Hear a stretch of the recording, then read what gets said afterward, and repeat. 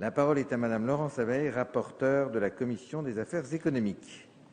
Vous avez la parole, mes chers collègues. Merci, Monsieur le Président, Madame la Ministre, Monsieur le Ministre, Messieurs les Présidents de Commission, Madame la rapporteure pour avis, mes chers collègues.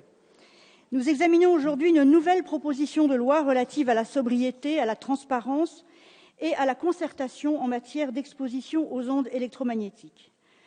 L'an dernier, lors de la précédente journée d'initiative réservée au groupe écologiste, nous avions déjà examiné une proposition de loi relative, celle-ci, à l'application du principe de précaution aux risques résultant des ondes électromagnétiques. Comme vous vous en souvenez, ce texte avait été renvoyé en commission avec l'assurance du gouvernement et du groupe socialiste que le sujet ne serait pas abandonné. Un an après, nous aboutissons à l'examen d'un nouveau texte issu des réflexions menées depuis un an. Ce deuxième texte sur les ondes électromagnétiques est à nouveau inscrit au sein de la niche annuelle des écologistes. J'espère donc que le gouvernement et le groupe majoritaire inscriront désormais ce texte à l'ordre du jour lors de son passage au Sénat et lors des deuxièmes lectures. La principale raison du renvoi en commission l'an dernier était l'attente de rapports, et ces rapports ont été rendus. Celui sur le principe de sobriété annoncé par le gouvernement l'an dernier lors de l'examen tronqué de notre proposition de loi a été rendu en décembre par messieurs Girard, Tourtellier et Le Boulaert. Ce rapport recommande l'adoption d'une loi, notamment pour réguler l'implantation des antennes relais. Même si, selon les termes des rapporteurs, nous sommes dans l'incertitude scientifique, cela ne signifie pas que le législateur n'ait pas à légiférer. Je remercie le président Brottes d'avoir créé un groupe de contact composé de parlementaires de tous les groupes pour suivre l'évolution de cette mission et avoir ainsi pu échanger régulièrement. L'ANSES a remis en octobre dernier son rapport actualisé sur les radiofréquences et, comme en 2009, insiste sur la nécessité de limiter les expositions, notamment chez les plus jeunes. Enfin, le COPIC a également rendu ses conclusions avec comme principal message celui de mettre en place une procédure d'installation des antennes relais transparente, combinant information des riverains et concertation, notamment avec les élus. Nous avons donc désormais toutes les cartes en main pour examiner un texte sur les ondes électromagnétiques. Je voudrais préciser un point concernant les règles applicables à l'étranger en matière de seuil d'exposition aux ondes électromagnétiques, puisqu'on entend souvent dire que si la France adoptait un texte protecteur des populations, ce serait le seul pays au monde à faire ainsi. On entend aussi souvent dire que les seuils de 41 à 61 volts par mètre recommandés par l'ICNIRP en 1998 seraient appliqués dans le monde entier et qu'il n'y a aucune raison que la France les remette en cause. Or, dans de nombreux pays, les seuils appliqués en matière d'ondes électromagnétiques sont plus restrictifs. L'exemple de la région de Bruxelles est ainsi très souvent donné. La valeur limite est de 3 volts par mètre dans les lieux de vie, très loin donc du 61 volts par mètre. En Italie, les seuils sont également plus stricts, avec une limite de 6 volts par mètre dans les lieux de vie et un objectif de minimisation progressive des seuils. Les seuils sont également plus stricts en Pologne, en Suisse, en Bulgarie, au Luxembourg, au Liechtenstein, en Grèce, en Lituanie, en Slovénie, en Catalogne ou à Paris. Alors arrêtons de nous faire peur en considérant la France comme un pays réfractaire aux nouvelles technologies et qui irait à contre-courant des politiques menées ailleurs. Dernier point, je tiens à rappeler que le texte qui vous est présenté aujourd'hui est un texte équilibré qui reprend les principales dispositions concertées au sein du COPIC entre les opérateurs, les associations, les élus, le gouvernement. Équilibre et bon sens, puisque les opérateurs auront un cadre clair pour implanter les antennes. Équilibre et bon sens, puisque les élus locaux disposeront des éléments pour mener la concertation locale qu'on remet dans la boucle. Équilibre et bon sens, et enfin, puisque les citoyens seront davantage informés et protégés et pourront mieux qu'actuellement limiter leur exposition aux ondes. Venons-en aux dispositions du texte et aux travaux des commissions. L'article 1 est le cœur de ce texte. Il vise à instaurer un objectif de modération de l'exposition aux ondes, notamment lors de l'implantation des antennes relais. Il instaure un dispositif de recensement et de traitement des points atypiques avec notamment une prise en compte des établissements dits sensibles, c'est-à-dire accueillant des personnes plus vulnérables comme les enfants. Cet article a été largement réécrit en commission avec un amendement de la rapporteure pour avis du développement durable, Madame Suzanne Tallard, dont je remercie l'attachement à ce texte et sa collaboration. Sur le fond, cette réécriture change peu les dispositions de la PPL initiale, mais elle fait remonter au niveau législatif des dispositions qui étaient renvoyées à un décret en Conseil d'État, afin notamment de les rendre directement opérationnelles. Cet article 1 s'appuie évidemment sur les conclusions des travaux du COMOP-COPIC relatifs à l'information du public et à la concertation au niveau local.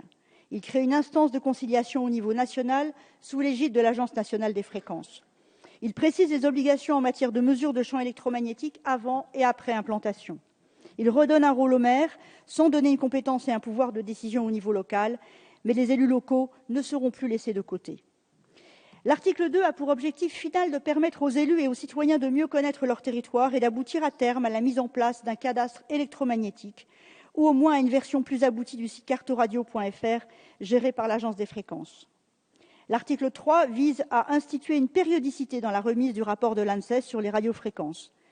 Les nouveaux équipements arrivent très rapidement sur le marché, on le voit avec les tablettes connectées pour enfants qui ont déferlé à Noël, sans qu'une étude d'impact sanitaire ne soit menée. Il serait intéressant que l'ANSES engage cette mission plus prospective sur les nouveaux usages ou nouveaux équipements qui, demain, pourraient être problématiques d'un point de vue sanitaire. L'article 4 encadre plus strictement la multitude d'émetteurs d'ondes qui nous entourent, et notamment les ondes Wi-Fi. On nous rétorque souvent que le Wi-Fi, c'est différent, qu'il émet moins. Certes, mais dans un appartement d'une grande ville, on reçoit plusieurs dizaines de réseaux Wi-Fi différents jour et nuit, c'est du devoir du législateur de se poser des questions, d'anticiper et de légiférer, encore une fois, dans l'incertitude scientifique. Si les études sont moins nombreuses sur le Wi-Fi et les risques moins étayés, c'est peut-être que le Wi-Fi existe aussi depuis moins longtemps. On a l'impression de vivre avec depuis toujours, or cette technologie ne se déploie à grande échelle que depuis le milieu de la décennie passée. Et rappelons que c'est l'ensemble des radiofréquences que l'OMS a classées comme potentiellement cancérigènes, et le Wi-Fi en fait bien partie. Alors les dispositions de l'article 4 sont des dispositions de bon sens. Afficher clairement le débit d'absorption spécifique, le DAS, même si le DAS est une mesure qui mériterait d'évoluer. Pouvoir désactiver facilement le Wi-Fi, c'est déjà le cas sur une partie des box Internet.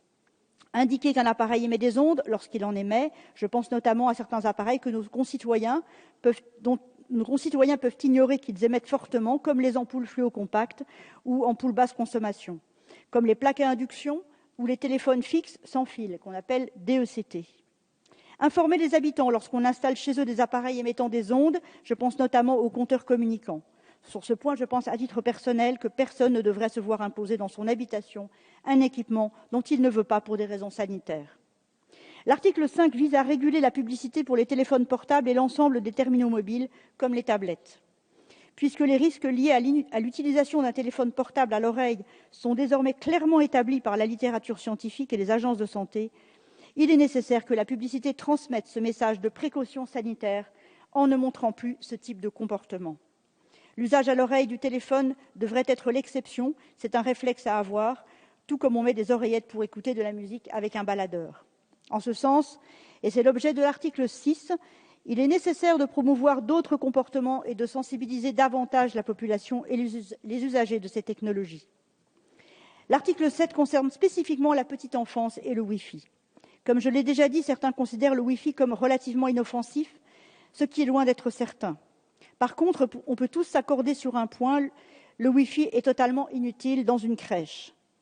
Le bilan bénéfice-risque est donc vite fait et plaide pour une interdiction du Wi-Fi dans les établissements fréquentés par les plus jeunes. Pour les écoles maternelles, le Wi-Fi est, je le pense également, inutile. À quoi bon prendre ce risque? Mais nous en reparlerons. Enfin, l'article 8 traite de l'électro-hypersensibilité. Si cette pathologie est encore mal connue, nous savons que des personnes souffrent, et souffrent terriblement. Et il est du devoir de la puissance publique de considérer leur situation et d'apporter une réponse. Il est même illusoire de croire que les ondes qui nous traversent en permanence n'auraient strictement aucun effet chez personne. Nous sommes tous électrosensibles et certains deviennent hyper-électrosensibles du fait de l'accumulation d'ondes qui nous entourent. Voilà, je vous remercie de votre attention et je vous propose donc d'adopter cette proposition de loi. Merci, ma chère collègue.